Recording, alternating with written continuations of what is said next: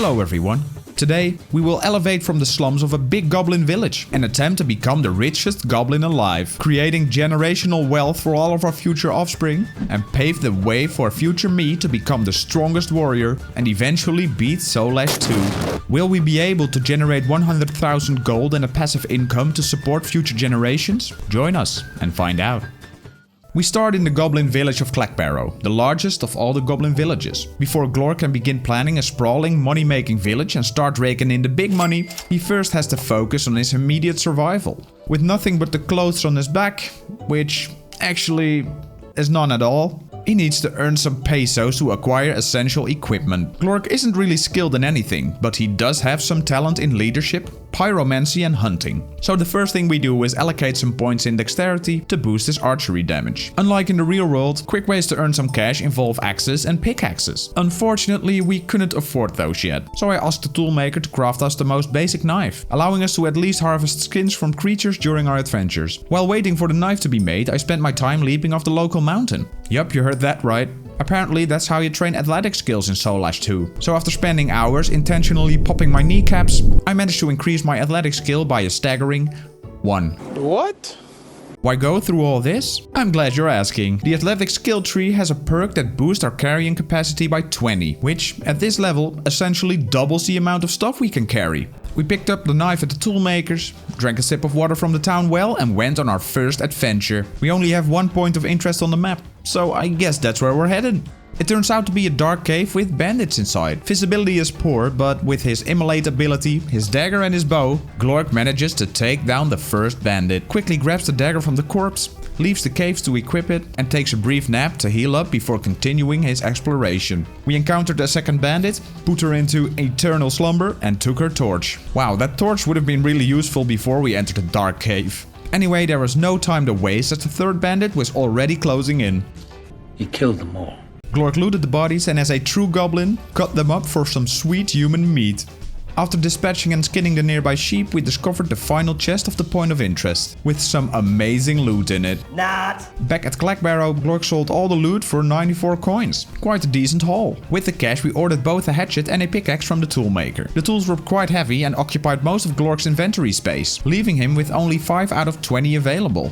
Time to fix this. We used the hatchet to cut down the first tree we encountered and began dragging the log around for some athletics training. Just look at him go! After dragging the log around for a while, Glork needed to take a rest, after which he continued dragging until he reached level 5 in athletics. At this point, dragging the log no longer provides XP, so I had to start throwing the log around for additional experience, which involved a poop ton of clicking. Thanks for the carpal tunnel syndrome, overly active indie dev that responds to literally every Steam and Reddit post. After finally leveling up to level 9 in athletics, we unlocked both the carry capacity boost and the sprint skill. But with our food supplies getting low, Glork headed to the next point of interest. And did we hit the jackpot here? Copper in the mountain walls and sapphires in an underground cave.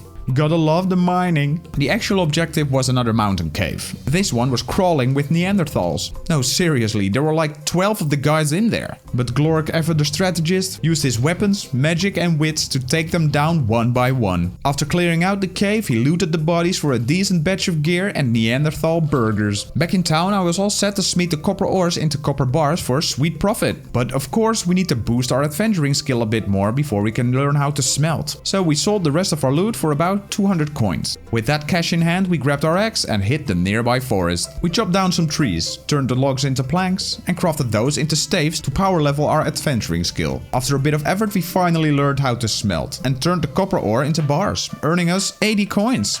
Yeah. That's a waste of time. Anyway, with some starter skill points in leadership, Glork was ready to recruit a teammate. Chopping wood is a lot more fun if you do it with friends, right? What did he say? But I found out they were still a bit too expensive. So we went on a bit of a rampage, taking out an entire town of innocent bird people before we made a hasty exit of a town of overpowered tree folk. We also explored another cave and gave a hand to an attacked caravaneer. Goblins do what goblins do. These little adventures earned us enough to snag the next piece of our grand money-making scheme. We recruited Klak Vlatzada, a warrior from the so-called meat shields, who came fully equipped. And the best part? He had a totally empty inventory, perfect for our future trading operations to fund the Goblin City. So the next step in our money-making scheme was going to be trading, but the margins suck. We still needed to complete more quests to scrape together enough starting capital. Luckily, we're almost at the level where we can unlock a potential money printer. The fishing rod. For the fishing rod, we need a little bit of adventuring experience. And discovering points of interest on the map also gives adventuring experience. So after role-playing David Goggins for a few hours, we used some wood to craft our very own oak fishing rod and kicked off our fishing adventure. As you can see, fishing is the pinnacle of immersive gameplay in 2024. Gotta love your indie games. Just before this delightful minigame nearly gave me a nerve breakdown, we took our fish meat and headed to Clackbarrow. We set up a campfire to cook all the fish and we sold it in town for about 400 rubles. I admit, it's not a fortune, but it's honest and risk-free income, which in a game with permadeath is pretty valuable. Using my big brain, I reinvested the rupees into raw meat, cooked it, and sold it back for a profit. Now that we have 1000 dinars, we are ready to leave our fighting days behind and embark on our trading journey. The goal here is to make enough money to afford the 10,000 gold upgrade needed to start our own village. Prices of resources fluctuate based on supply and demand. For example, some settlements have smithies and bakeries, but lack mines or wheat fields. So they will probably buy grains and ores for a good price. We gambled all of our money on copper ores and copper bars, buying them at 68% of their base price. We headed to a knoll village, but unfortunately we couldn't sell for a profit there. So we traveled to the lizard people camp of Zutas. But these poor Argonians were not interested in buying either. However, in the second lizard village with this name, we managed to sell the copper for a nice profit. It wasn't a huge amount of money, but these profits will exponentially increase the returns of our future trades. Glork and Kruk traveled to various cities, buying up the cheap goods and selling the high demand items. It turned out that one of the best items to trade was buying ores in dwarven towns and selling them in cities far away from the mountains. We took a little break from trading after a while and claimed a piece of land. And we named it after the man, the legend, the goblin. We named it Glorkville. It's the biggest piece of dog shit. We chopped down some trees for wood and built our very first building, with Kruk surprisingly helping out with building. You're even more valuable than you look. Lastly, we constructed the stash to store our 10,000 euros needed for the village upgrade when we eventually make that much. I wanted to get my future residents into farming, so I decided to level up agriculture. I crafted Glork a scythe and headed to a small human village to steal some of their wheat. Yeah, boy. This, of course, made them hostile towards us, but honestly, I hate and despise humanity. after building more houses for our future residents and setting up our very own wheat farm, Glork spent ages turning the stolen wheat into flour and then into bread.